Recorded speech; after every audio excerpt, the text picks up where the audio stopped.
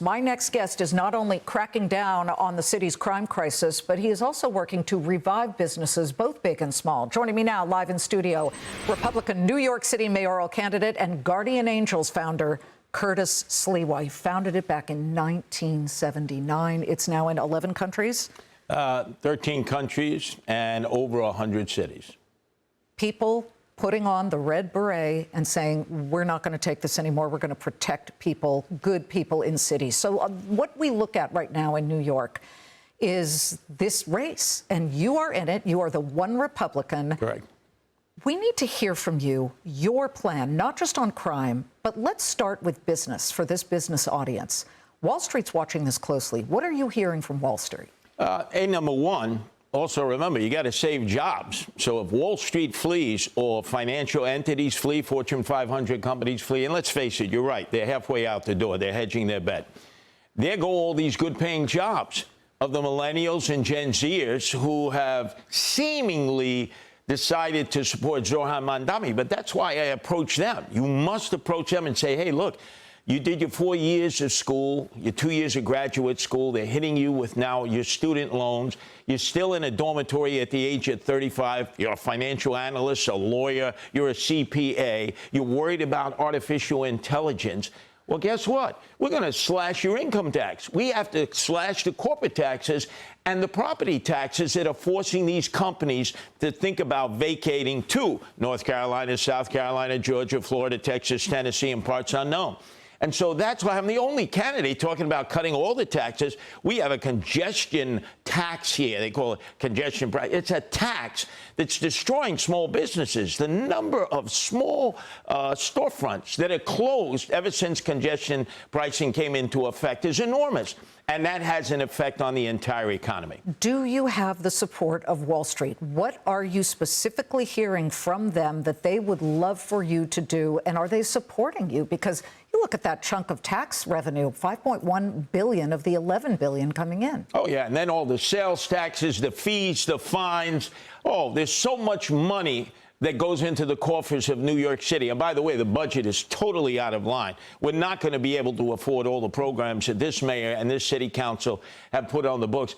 What I hear from the people of Fortune 500 companies is, Curtis, we want to sit with you. And in fact, Catherine Wild is arranging that meeting. She's the CEO of the partnership, which a lot of these men and women are involved with. She knows everybody. Right. And I'm going to lay out the fact. You went Democrat, right? How did that work out when you went for Bill de Blasio, right? Disaster. And now his clone, Zoran Mamdani, who will be on steroids. You know, de Blasio used to be a part-time mayor. Zoran will be at it 20 hours a day. And then Eric Adams, who failed you, and Cuomo as governor, who not only raised the taxes on you, but fled and feared impeachment. I'm the only Republican. I'm the only one who's saying, I'm going to cut your taxes. I'm going to keep you here. I want to improve. I don't want you to move. You're not hearing that from the three other candidates. The word improve. That brings me to housing affordability. Yes. You talked about people, 35-year-olds who are lawyers and doctors living in one-room apartments. They have nowhere to put the baby if they even can have a baby because they're worried about the cost of it. Housing affordability is what got Zoran Mamdani attention and certainly to win the primary. And he's very, very honest about it. He talks about that one issue, and it's resonating. So what is your plan for housing affordability? It's resonating now. I don't doubt that, but crime is beginning to surface, the endless violence. But in terms of affordable housing and cost of living, we have 100,000 empty apartments here that are warehoused. Nobody bothers to go to the landlords who are sitting on it because of squatters, people failing to pay their rent, or even the city of New York, which has 6,000 empty apartments in its public housing projects. You see, how can you lead if you don't set the example? Get those 100,000 apartments on the market. That's going to answer some of the problems. And then these ideas that these other candidates like Cuomo, who's like into no cash bail, which has destroyed this city, Zoran Mamdani, and of course Eric Adams, they want to build apartments. It's going to take 5-10 years. Most people will have left, will have vacated by then. So you need to deal with the problem immediately now, and that is get those apartments that are available on the marketplace. But wouldn't you argue that you've got to start, bringing in the home builders and saying, start building, guys. We've got to do this sooner rather than later, and getting rid of the red tape that so many municipalities choke these developers with, and saying, no, there are too many regulations. Oh, yeah, we're not even going to try. But when they want donations from you, boy, they know how to go right to you.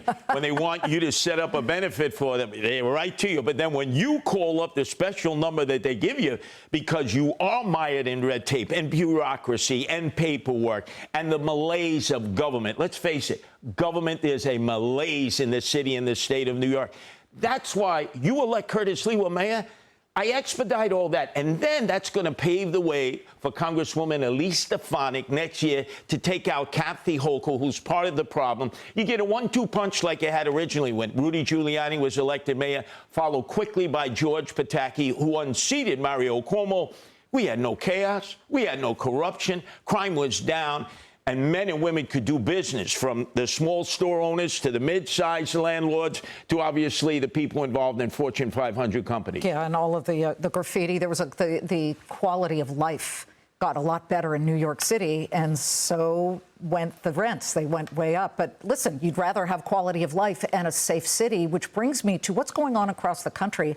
President Trump just said about 20 minutes ago that he would be willing to send in the National Guard to Chicago. And I just need to cut to New York. Would you accept if the president said he wanted to send in the National Guard armed to the streets of New York? And if you were mayor, would you accept that? Well, first of all, Pam Bondi, our attorney general, visited the police commissioner and the mayor and offered services. To Chicago. We turned our back on them. Can you believe this? New York or Chicago? New York. We'll start with New York. We turned our back on them. There are services beyond the National Guard. First of all, we have a problem. Kathy Hochul sent 1,000 National Guardsmen, state troopers, into the subway system with a crime crisis last year. You remember Debrina Kuwam, who was set on fire, a poor woman who died a horrible death at the hands of that illegal alien. In the subway. And then she sent state troopers into an area which has become a red light district in Queens.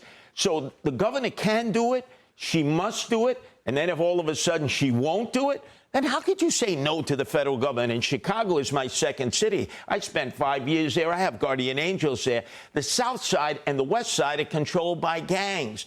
Black Gangster Disciples, the Vice Lords, and all these new Latino gangs. You've got to use federal help to get rid of those gangs, because they are the reason that there's so much carnage and bloodshed. Before we go, Curtis, the reality of running for mayor of a city like this is money, and you need it. What if the J.P. Morgans and the Goldman Sachs said to you, are you getting money from those workers there and donors who worry about all of these issues and more? I must tell you, they've had vertigo, because they've jumped back and forth from Cuomo, the loser who mailed it in, who should have beaten Zohran Mamdani. Nobody knew who Zohran Mamdani was six months ago, except people who lived near and around him. And secondly, Eric Adams, if he had done a halfway decent job, he would be the incumbent Democrat. I'd be the Republican running against him for a second term. But I will tell you this. I've outraised Cuomo and Adams in the last 2 fundraising periods. Average donation, $100. I have $4 million I haven't spent yet in matching funds. I've kept my powder dry, because now this is when the real campaign begins. And I am the candidate of the blue-collar working-class people, the wealthy and the rich. You've already had your taste of Cuomo. He failed you, and Adams. There's only one person left who can take out Zohran Mamdani, and that's Curtis Sliwa. Wants to slash your taxes, slash corporate taxes, individual income taxes, and property taxes. Are any of the other 3 saying anything like that? Of course not. They're Democrats. Sliwa, you can be counted upon to bring a message. Thank you so very much for joining us.